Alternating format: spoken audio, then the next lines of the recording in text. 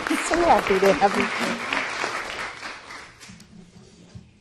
That's because if Judy speaks about my career, that will be half the talk. I welcome everybody. It's so great to see some familiar and unfamiliar faces, and I really feel privileged to give this lecture. Now, can you hear me? Shall I turn the mic around a bit, or you can hear me all right? Great. So, this book is called An Open Book, Story as Redemption.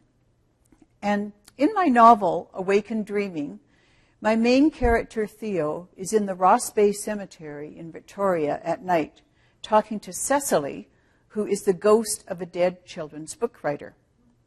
Cecily's gravestone is in the form of an open book. Now, this was a common symbol for a Bible, but Cecily has a new meaning for her marker. She says to Theo, "An open book, that's all that will save us, I think." "Save who? From what?"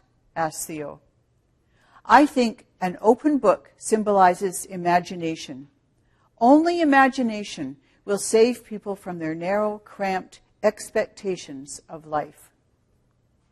Like Theo and Cecily, like most of us in this room, stories and imagination have been my salvation. From the first time I was read to the first time I read by myself, to studying English literature in university, to studying children's literature at library school, to recommending books to children in libraries, and eventually to writing children's books myself, stories have been as essential in my life as breathing. They have been and are my redemption. Now, the word redemption can mean to free from sin or to buy back. I am thinking of it here not in a religious or a business sense, but in a spiritual and aesthetic one. Redemption can also mean to rescue or to reclaim. Stories do this by transforming your ordinary life into an extraordinary, imagined world. One of my earliest memories recalls this transformative state. My mother was reading me the last chapter of Winnie the Pooh, where Christopher Robin is giving Pooh a party. I had developed a great affinity with Pooh and even wondered if we were related. He lived under the name of Sanders, and that was my father's name. I leaned back against my mother and stared at Shepherd's illustrations of all the animals seated at a long table with bibs around their necks. I was there. I was at the table too, with all my animal friends, feeling the sun on my head and listening to Christopher Robin speak. His voice was my mother's voice, one that was often cross with me during the daytime, but was now warm and loving. It was a moment of utter comfort and bliss. Many of the stories I heard before I could read had the same redeeming effect on me, especially those by A.A. Milne and Beatrix Potter, the picture books of the Five Chinese Brothers and Little Black Sambo, and many, many fairy tales. I especially remember my father's version of Cinderella when her coach was pulled not by mice, but by gophers. The first books I read on my own were the Dick and Jane readers. I found their life so bland that I made up more interesting adventures for them. I then became an avid reader, devouring titles indiscriminately, from the Bobbsey Twins and the Happy Hollisters to The Secret Garden and The Princess and the Goblin. Many of my favorite authors were from what is sometimes called the second golden age of children's literature, the 50s and early 60s. I also happened upon books from the first golden age, that of the Victorians and Edwardians, books that had been owned first by my parents and grandparents.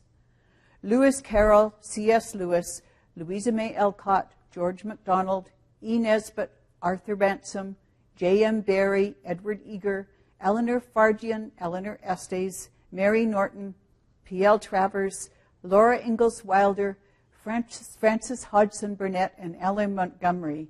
These and many more authors enriched my life. Lena Dunham has said recently, that when she was a child, her gender was not male or female, but fiction. I certainly identify with that. Nobody knew that the shy and often frightened child called Kit was really Lucy or Ariette or Laura or Emily. These characters were my armor and my real self. In many ways, they still are. They became fodder for the imaginary stories I made up every night in bed. And when I was older and had two friends who read as avidly as I, for the games we played together based on Narnia or Greek mythology or the Knights of the Round Table. It was inevitable with this addiction to story that I became a children's librarian. When I studied children's literature here with Sheila Egoff, I realized that the best of it was as significant and life-changing as the best of adult literature. I was filled with a mission to introduce children to the same redemptive stories that had saved me. It was also inevitable that I become a writer. Reading Emily of New Moon at age 12 was what first opened the possibility for me. Being a children's librarian in Ontario in the late 70s, a time when Canadian children's literature was finally finding its own voice, was a heady and inspiring experience. When I hosted readings by Dennis Lee or Veronica Tennant at my library, I wanted to be not the librarian introducing the author, but the author herself. Finally, I took a year off being a librarian and attended the Simmons College Center for Children's Literature in Boston, along with Judy, during which time I took 2 writing courses, one from Nancy Bond and one from Jane Langton. They both encouraged me to write, and at Simmons, everyone seemed to be writing. So I finally did it. I moved back to Vancouver, got a part-time job in a library, and started my first novel, The Daring Game, based on my experiences at boarding school. I immediately discovered that writing a novel was very similar to reading one. While I was at my desk, I was oblivious to the real world. I was pretending, just as I did as a child. John Fowles says, all writers have one thing in common, a need to create an alternative world. I was entirely inside the world I was creating, living the life of its characters. It was exactly the same as being at Pooh's party or struggling with Titty Walker as she tries to work up the courage to divine for water, or being chained to a rock with Peter Pan. The experience of imagining a story was both comforting and transforming, a redemption. Because stories and imagination as redemption has been the defining theme of my life as a reader and a writer, it was also inevitable, I think, that in my own stories, I give this gift to my characters. In all of my novels, my characters are rescued by reading. Sarah Ellis once made a list of all the book titles within my books, and I was astounded at how many there were. Being a former children's librarian means I can't help recommending books, both to my characters and to my readers. In 3 of my novels, the redemptive value of imagination and story becomes a major theme. The Sky is Falling is the first of a trilogy about 2 children who are war guests in Toronto during World War II. The idea for this novel came in 1980 when I was working as a children's librarian at North York Public Library and took a course from the esteemed storyteller Alice Kane. One evening, she told us Alanushka and Her Brother, which is collected by Arthur Ransom in a book called Old Peter's Russian Tales. At the end of the story, Alice said, I used to tell this to the war guests when they were waiting at Hart House to be assigned to their families. Like most of us in the class, I had never heard of the war guests. As I sat there, a clear picture came into my mind of Alice telling the story to these frightened children who had been packed up and sent like parcels to a strange new country. What a good novel this would make, I thought. The idea stayed in my mind for years until it turned into The Sky is Falling. In the novel, 10-year-old Nora, who doesn't want to come to Canada in the first place, has to stay for a week at Hart House in Toronto with her 5-year-old brother, Gavin. The day before Nora and Gavin are to go and live with their new family, they are summoned to the library to listen to a woman tell stories. Here is where I shamelessly stole Alice's experience with the war guests. And now I want to tell you the story of Alanushka and her brother, said the librarian. Her tone had become sad and solemn, and the rollicking atmosphere changed to hushed expectancy. Once upon a time, there were 2 orphan children, a little boy and a little girl. Their father and mother were dead, and they were all alone. The little boy was called Ivanushka, and the little girl's name was Alanushka. They set out together to walk through the whole of the great wide world. It was a long journey they set out on, and they did not think of any end to it, but only of moving on and on. The back of Nora's neck prickled. She was pulled into the story as if by a magnet, and she became Alanushka, trying to stop her little brother from drinking water from the hoof prints of animals, and desperate when he did, and turned into a little lamb. The other children were as spellbound as she. They sat like stones while the rich voice went on, forgetting the storyteller in their utter absorption in the story itself. "Oh, my brother Ivanushka, a heavy stone is round my throat. Silken grass grows through my fingers. Yellow sand lies on my breast." Nora didn't realize her eyes had welled with tears until one rolled down her cheek. The story ended happily. Alanushka was rescued from a witch's spell, and when she threw her arms around the lamb, he became her brother once more. And they all lived happily together and ate honey every day with white bread and new milk. The haunting voice stopped, and the room was still. Nora's body was loose and relaxed.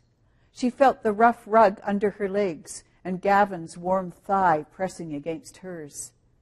The librarian stood up and left the room without acknowledging them or saying goodbye. It was as if the stories had used her to tell themselves. The children got up quietly and went into lunch.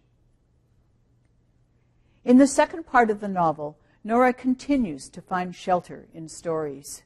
She discovers the library and goes there on a day she skipped school. The library itself, as it does for so many lonely children, becomes a sanctuary, for it is here that Nora starts to secretly meet with her new friend, Bernard. Here is the only other time I have put a real person in a book. The character of Miss Gleason is a parody of myself as a new and eager children's librarian. "Well, Nora, and what would you like to read? Do you have a book called Swallowdale?" Miss Gleason shot out of her chair, ran to a row of green-backed books, snatched one from the shelf, and darted back with it.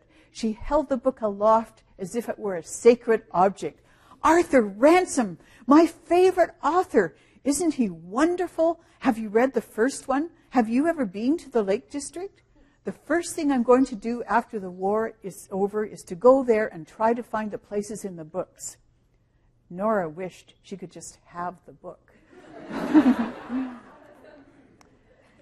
Even though I am making fun of Miss Gleason being as zealous in promoting her favorite book as an evangelical preacher, it is obvious how a folktale, reading, and the sanctuary of the library save Nora from her misery. In my novel, A Perfect Gentle Knight, the Bell family is redeemed both by a particular legend and by the imaginary world they create around that story. This novel is the only one I have based on my own childhood in Vancouver in the late 1950s. As I did with my two friends, the 6 Bell children play a continuing game of being Knights of the Round Table. Their game, however, is far more extensive than mine was, and it turns dangerous as the line between fantasy and reality becomes blurred. The main character in this novel is 11-year-old Corey, but her older brother Sebastian is just as important. After the children's mother is killed in a car accident and their father retreats from them into his grief, Sebastian starts the game of being knights. Here is an example of how soothing the game is to them. Sebastian waited until everyone was seated and quiet around the round table. Then he spoke. I, Sir Lancelot de Lac, in the absence of our king, call a meeting of the Knights of the Round Table. Pray answer as I call your names. Sir Gawain. Present, sire, said Ros. Master Cor, my squire. Present, sire, said Corey proudly. Master Harry, Sir Gawain's squire. Harry blew his nose, then croaked, Present, sire. Sir Gawain's page, Master Orlando. Present, sire, squeaked Orly. My page, Master Jules. Present, said Juliet. Present what? Juliet giggled. Present, sire. Sebastian nodded. Gramercy, I will now proceed to relate what has befell me since we last met. He picked up the boys' King Arthur and read to them how Sir Lancelot smote many knights in a tournament. Corey watched the color return to Sebastian's pale cheeks as the tale went on. His face relaxed and his eyes lost their anxiety. She let her mind be partly at the tournament and partly in the chilly shed. As the school year goes on, however, the game that has soothed the Bell family's grief becomes dangerous. Sebastian begins to believe he is the reincarnation of Sir Lancelot. He falls in love with a girl at school called Jennifer, whom he believes is Guinevere. Corey becomes more and more desperate as she realizes how fragile Sebastian is becoming. Sebastian's intense immersion in his fantasy world is similar to what the 4 Bronte children once experienced. Several books have documented the incredibly rich details of the worlds they created and how they carried on these fantasies well into adulthood. I, too, had trouble giving up my imaginary life as an early adolescent, and I know that it kept me from real experiences that would have been healthier. On the other hand, making up characters and stories for my games certainly was good training for the fiction I later wrote, as it was for the Brontes and as it was for Sebastian's art. Imagination, therefore, did save us all in the end, despite luring us too far into its magic on the way. The novel of mine that most expresses the importance of story and imagination as redemption is my fantasy, Awake and Dreaming. 9-year-old Theo lives in misery and poverty with her inept single mother, Ray. Theo's obsessive reading of books about large families and magic feeds her fantasy that one day she will belong to a large, perfect family. Cecily, the ghost, was also lonely as a child. Her solace, like Theo's, was reading and daydreaming. Cecily grows up to become a children's book writer, but dies in her 40s. She becomes a lonely ghost who yearns for an idea for the book she never wrote. When she sees Theo on the ferry, she finally has an idea for her 3rd novel, the same idea that Theo has, that she belongs to a perfect family. It is then magic happens. Theo becomes part of the Calder family, where her life is as blissful as she wished for. The magic ends, however, because Cecily, of course, cannot really write her book. Then Theo has to cope with her new dull reality of living with her aunt in Victoria. She's unable to read, and she's unable to daydream. When she meets her dream family in real life, they are as flawed as any family, and Theo is only their friend, not their sister. When Cecily, as a ghost, finally talks to Theo, she provides her with the armor she needs to carry on with her difficult life. She tells Theo she can be what Cecily was, a writer. Like Sebastian, however, Theo cannot escape into imagination. She has to be in the real world as well as in the magical one of reading, pretending, and writing. As Cecily says, writers are both awake and dreaming. They have to pay attention, to be mindful to all the small things in life, the details, whether ordinary or wonderful or terrible. Then they dream of what they can turn those details into. How does the redemption of reading apply to my young readers? All children are rescued by reading. Picking up a book and escaping into it can be a welcome respite in a child's life, whether her life is happy or miserable.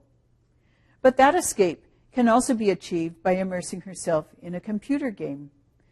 And even if the escape is a book, it may be so shallow and poorly written that nothing nourishing is retained afterwards. I well remember the solace of escaping into a Bobbsey Twins novel as a child, but it was the same easy comfort as eating a bag of cheesies, my favorite snack food as a child, still my favorite snack food. What good books do is redeem the reader by reclaiming them or winning them back. Real literature is redemptive because through its exact and evocative language, rich characters, and involving plots, it stretches the reader into possibilities. The reader, through the carefully chosen words on the page, identifies with the main character and lives his or her story. When the main character changes at the end, as in all good literature, the reader has changed as well. In this case, reading is not simply an escape. It is a transformation. That's a lot to expect of a book, and I'm certainly not saying that any of mine do this, but it's a goal to which I constantly aspire. I try to hone my language until it says exactly what I mean. I try to create characters that, if I'm lucky, become so real that they write themselves into existence. I try to make up stories that satisfy and excite me. But I also try to make each of my novels transformative as well as pleasurable.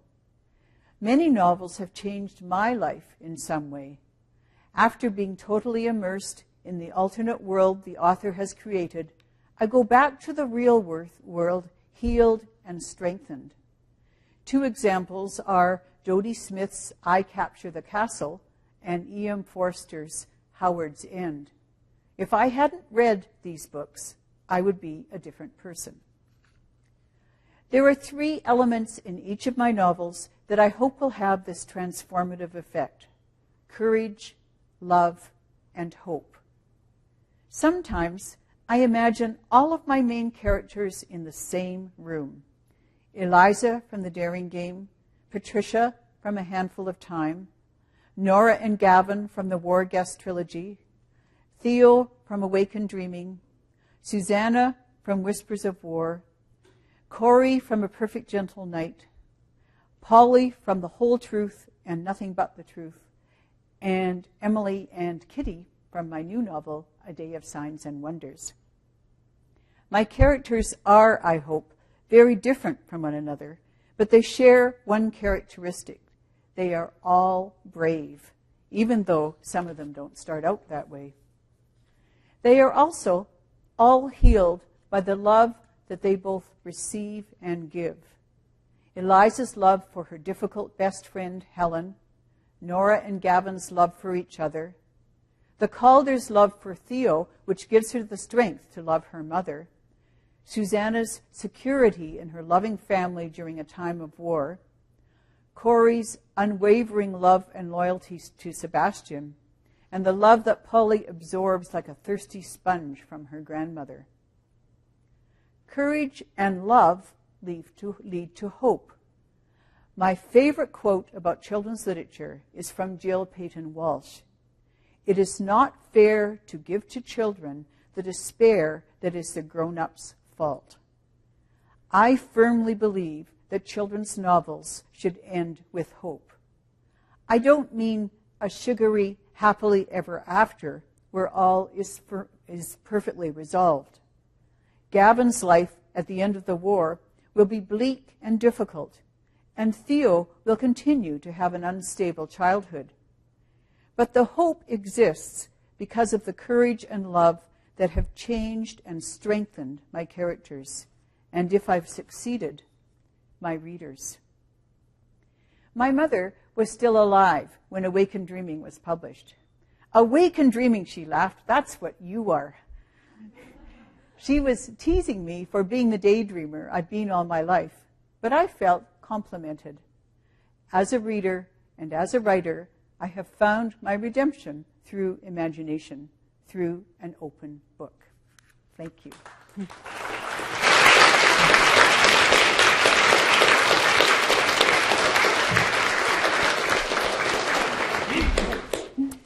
Thank you very much, Kit. Now, I think I brushed through that a bit. I think it was a bit shorter than I thought it would be. So I hope you will have lots and lots of questions.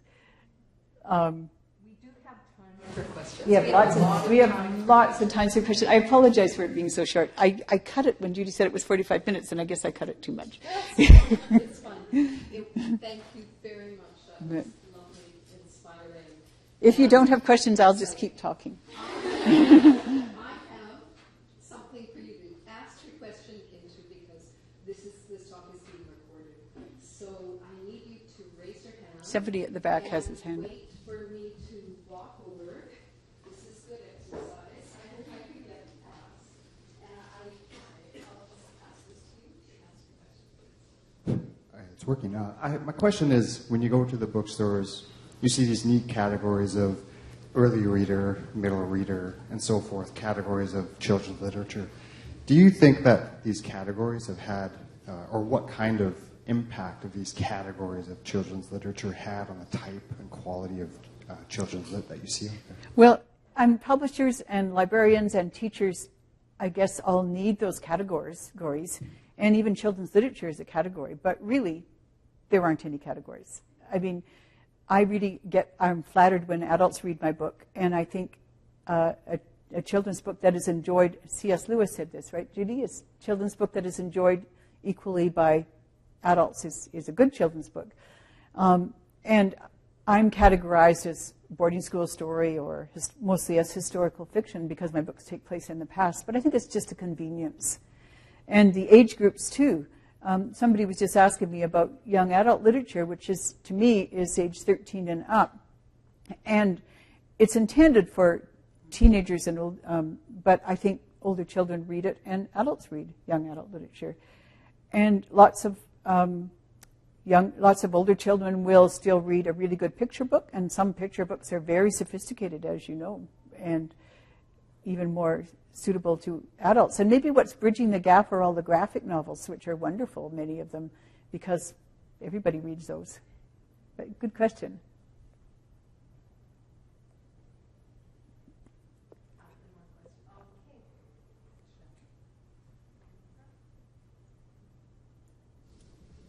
Kit, some of the ways that you were talking about Oh, there you are. Sorry.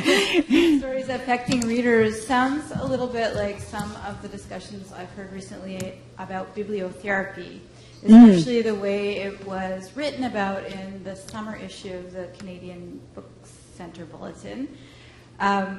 And yet, bibliotherapy often gets a bad rap in certain circles. Mm-hmm. I'm just wondering, do you see a difference? How do you see the difference playing out? How do you feel about bibliotherapy? Are you talking about bibliotherapy? What a good question. Well, I've always disliked the term bibliotherapy, and I would hate people to think of my books as bibliotherapy, and I think that's being an intellectual snob.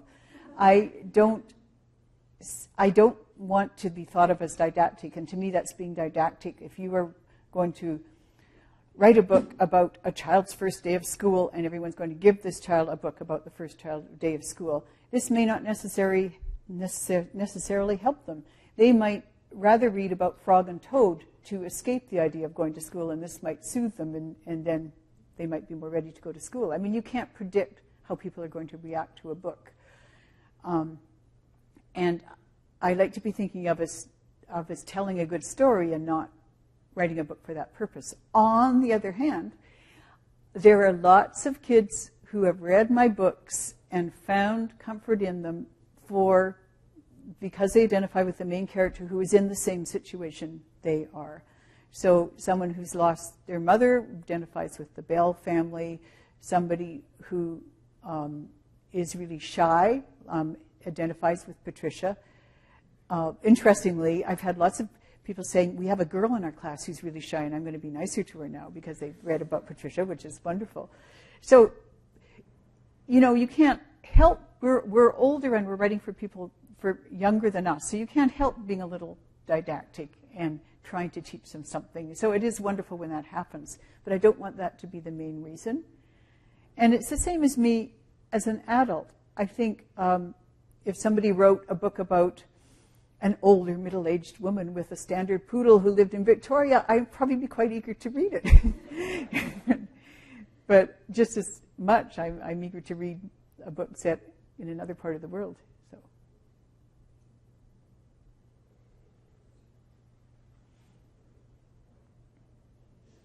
Hi.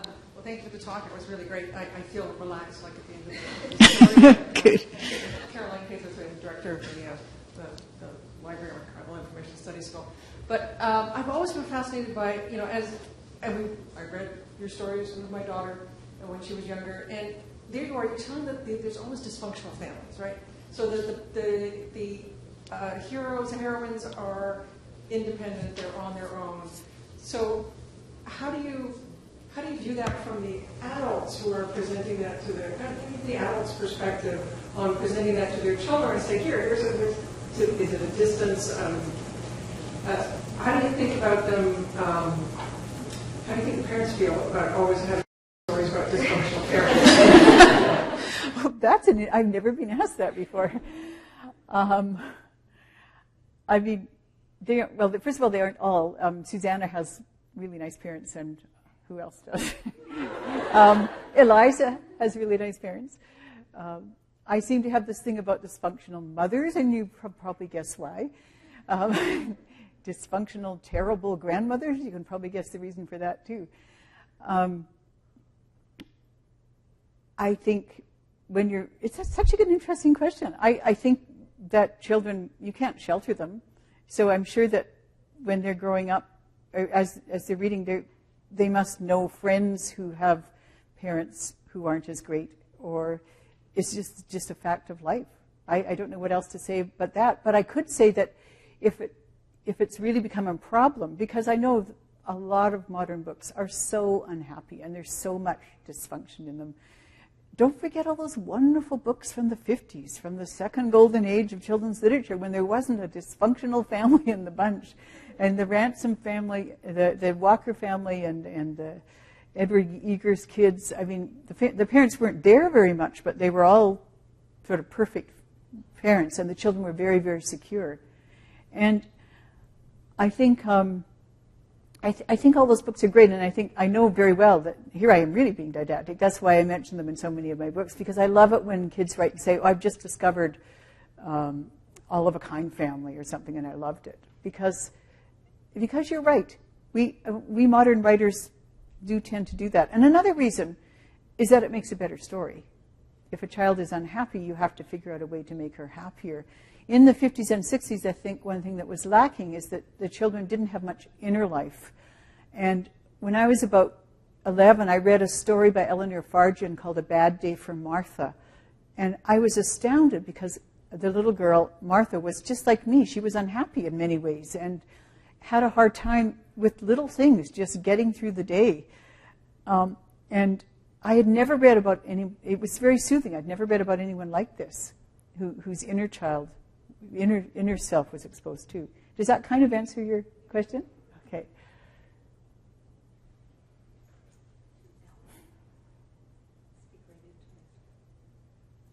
Could you describe your writing process? Like, do you write every day?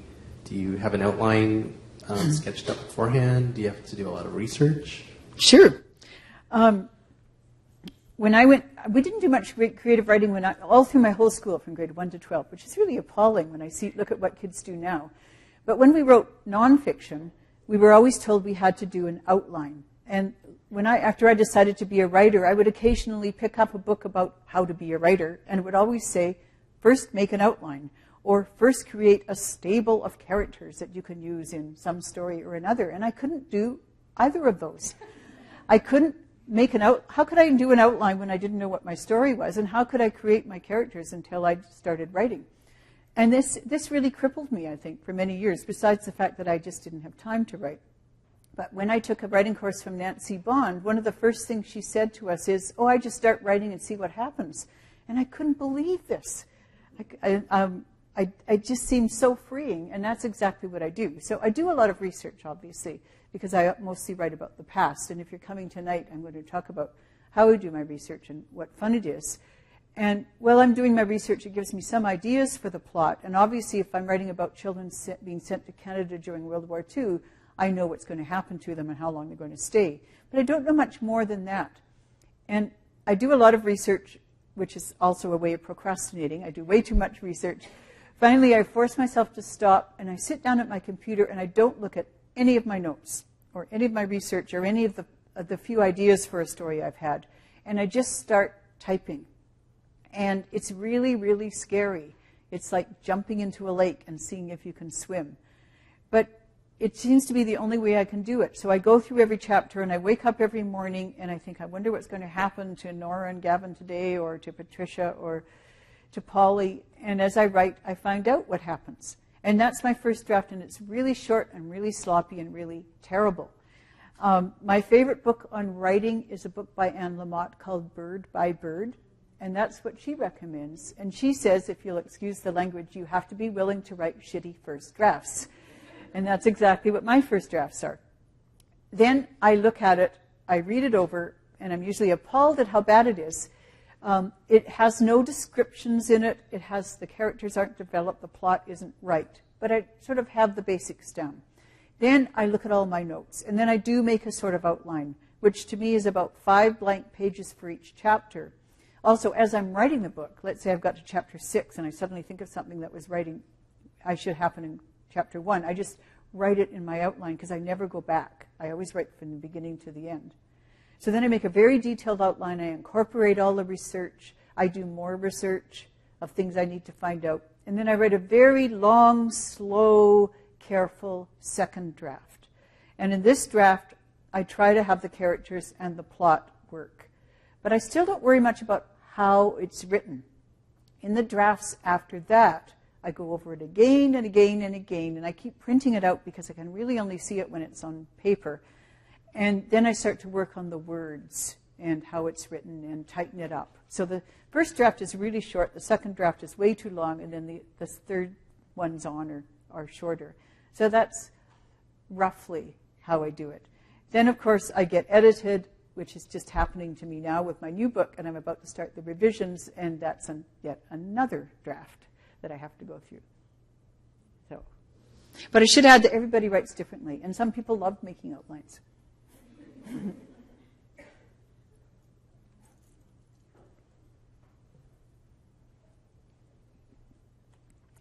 you so much for coming to talk. Could you please talk about your life as a children's librarian? What you particularly enjoyed, and Sure. Any advice to those heading that direction? That's a great question. I was so lucky. First of all, I was lucky that I had Sheila Egoff, who became a dear friend and was such an inspiration to me, and also made sure that my reach would always exceed my grasp. I mean, I don't know whether Sheila ever approved of my books or anyone else's books that were written after 1950. That's sort of a joke, but she had very, very high standards, and that was really good for me. And I learned so much about other children's literature, etc. Then I went off to St. Catharines, Ontario, and North York. And St. Catharines, I wasn't there for too long. I hated St. Catharines.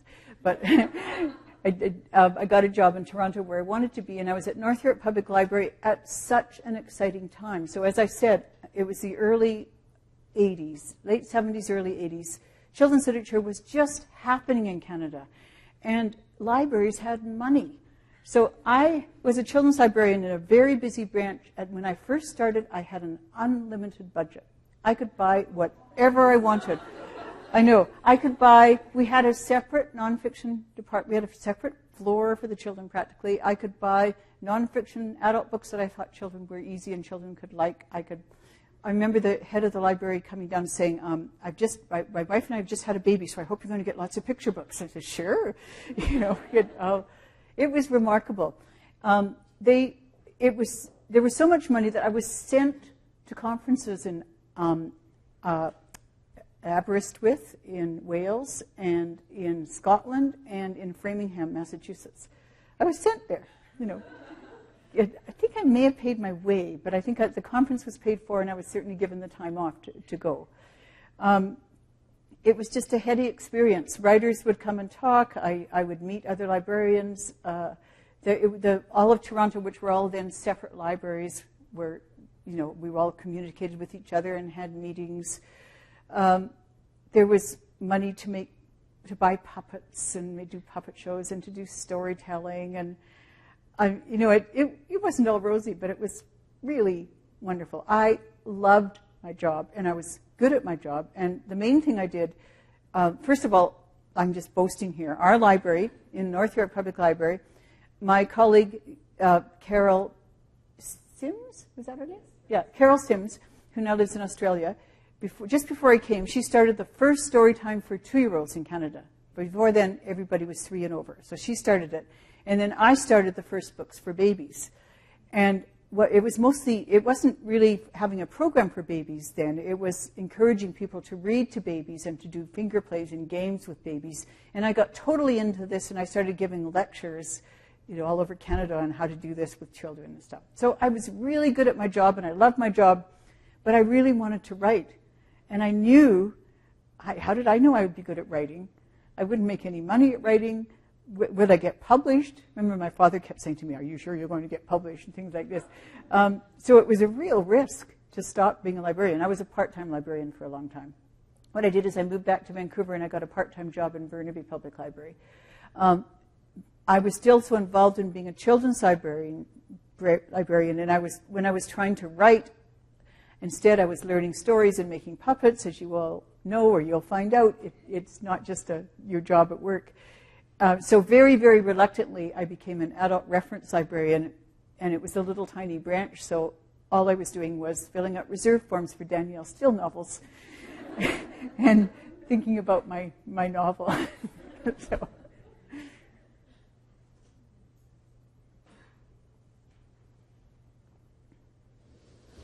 You talk a lot about space and location in your books, but not in your own writing. I was wondering what it was like for you to edit this land anthology, and how you chose stories and excerpts that were going to represent a lot of various locations in Canada and be representative of Canadian writing. Oh, thank you. That's a good question. When I grew up, I think I read two authors whose books were set in Canada. One was Ella Montgomery, of course, but Prince Edward Island to me seemed like another country. It is like another country if you've ever been there. It's absolutely exquisite, beautiful place. It was certainly different from Alberta, where I was living. And Farley Mowat, Owls in the Family, which I completely identified with because it was set on the prairies. But that was it. There were other books, as Sheila very sternly pointed out to me. There were lots of other children's books I could have been reading that were set in Canada, but I didn't encounter them. So doing this anthology was really dear to my heart, because now there were so many. And I was thinking of children's literature as a kind of living map of Canada. And every time someone writes a novel or a story, they've lit up that part of the country. Of course, all of our literature does that. So I went from province to province. Some of them, like Ontario, it was just overwhelming trying to pick just one writer from Ontario. I think I picked mine actually for Ontario, because they said I had to use one of mine. I picked something from Looking at the Moon, but something like Quebec was really hard. The North was really hard. Nova Scotia, I think, was hard. Sometimes I used folk tales, or I picked parts of novels, or I picked a whole story. And it was very interesting because some writers who I really loved didn't really particularly emphasize landscape, so I didn't use their stories. James Houston, I love James Houston's books, and his publisher, I contacted the publisher, and I had to get, that was the hardest part of when you're an editor, you have to get permission for all these things, and it's really hard. They were going to charge a fortune to use the excerpt from his book, and I met him at a conference and told him what I was doing, and he said, oh, sure, you can use it. So I wrote to the publisher, said, James Houston says that I can use this. So, but it really, really was fun doing it. And I wish somebody would do it again because, of course, that was a long time ago, that book. It was probably, the late 90s, I think. And now there are so many more Canadian children's books, and you could have a much different anthology, which would probably have more stories set in cities. I think I'm more, or you could just do one that was cities in Canada. That would be really interesting.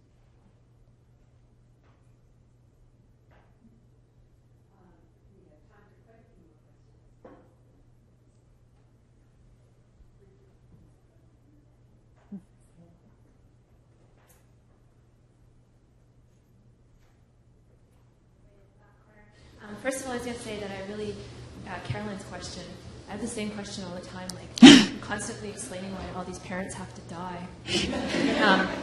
But what I was, one thing I was struck by in your talk was when you talked about the Bogsy twins. I'm sorry, I'm having a hard time hearing you. Just when you talked about Bogsy twins like cheesies. And my daughter's in grade 1, and there's just so little funding in the schools now that the books they have in the classrooms are so terrible. I think they're relying on through Scholastic to stock their classrooms, or the teachers themselves are buying the books, and so I just feel like she's surrounded by this sort of cheesy literature. Like there's like Barbie for class president, and this Lego movie. Like everything's sort of tied to a movie or a TV show. But I don't know what the question is in this actually, but I don't see what how can we solve that? Because there's so little funding, and we're expecting the teachers to, we noticed this in my daughter's kindergarten class because her teacher became ill and had to leave. A new teacher came, and when we came back after Christmas, there was nothing left in the classroom because everything had belonged to the teacher. There were no books. So, I have no idea what I want you to say about this, but it's so sad. Concerning to me because I really see this sort of dumbing down of books in schools just because of the lack of funding. Yeah. I think it's so sad. I mean, of course, and there's no school librarians, which is a main reason. There is a school librarian? At our school, we have a school librarian and a wonderful library, but the actual classroom the actual books in the classroom are kind of... I would complain. But there's who do you complain to? Because it's the teachers have... Well, I complain to the government on a regular basis. But if there's a school library, why can't the teacher get books from the school library? I don't know. Well, I would ask that, but they go to the library regularly. But just having this like collection of books in the classroom, the collection that they have is poor because of how they're...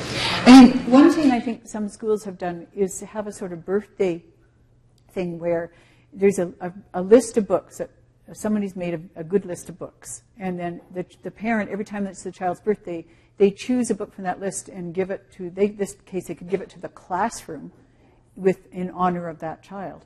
That might help a little bit. Yeah. They have the Scholastic book orders. You can order one for you can donate books from there for your classroom, but it's like, it's the Lego movie book. So every time I scour it, the one book that's not... It's just so sad because there's so many wonderful books for that age. Yeah. Oh, that's... I don't know. I would be really angry if I was you. And I think the only reason we have a library is because we're an inner city school. I think one of the issues here is that faculties of education have a requirement for any of the pre-teachers to take a course in children's literature. So, and some of them do, that's wonderful, but they don't always do that. You can all join the BC Coalition in support of school libraries. School libraries have been decimated across Canada over the last 10 years. There's very little left in terms of funding or of librarians, and support them. And as a parent, you can get all kinds of book lists from me and take them into the teachers. The teachers do want to have classroom libraries, and they don't always know what they're putting into it. That isn't their fault. Or maybe some of the parents could form a little committee and very nicely bring some suggestions to the teacher. Barbie? Oh my God. I should add, I don't want to be a snob here. Everybody reads junky books, and I mean, I get in so much trouble when I say this, which I have all my career, and you have to have the good with the bad, or you don't, the bad with the good, or you won't know what the good is. You know, and I indoctrinated one of my nephews so much with this that he is such a snob. I don't think he'll even read a mystery. I mean, he's a wonderful reader, and he's got his PhD, etc. But you know, he needed to read a bit more junk as a child, I think. We have time for one last question, and it's Rachel.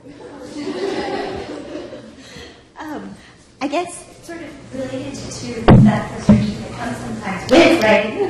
Sorry. Have you ever had a story that stopped working, or that you started to write and then sort of either petered off, or you hit sort of a roadblock? And if you encounter such a position, like especially if you're writing to see what happens, what do you do? Just one, and it was the most boring novel in the world about the two kids in Toronto who were trying to hide the fact that their uncle had quit law school. And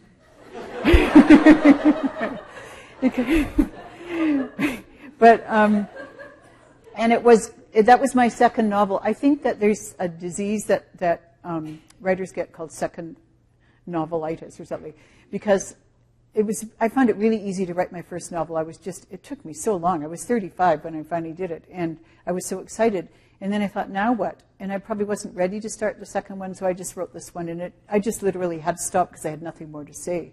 And then I was really depressed, but then I was getting ready for bed one night and took off this necklace I was wearing around my neck, which had a watch on it, and I just thought, oh, ha. And that's how the handful of time started. But that's the only time. I sometimes get stuck in a book, but then I just stop for a few days, and I just get tired of them. I mean, you can get really tired of them when you get around to the later drafts. I think Bonnie had a question too. Can she have her question? Okay, Bonnie, where are you? Okay, this is really, can you make it short? It's 1 o'clock. Oh, okay, sorry. Okay, well, I just found your talk really interesting in the concept of the open book. I just wondered what your opinion is on fan fiction, because there's a medium that has really taken off, but as a writer whose book might be turned into something else by the fans, and as somebody who's really not feeling in it, but also as somebody who's warned about how you can get absorbed in the world. Okay, we'll have to talk about this later. I don't have an opinion because I am so far behind. I can't keep up with this. I don't think it's happened yet, but who knows? Thanks for the question. So Thank you very much, everybody. So from all the fans here, with our fictional hearts and our real hearts, thank you very much.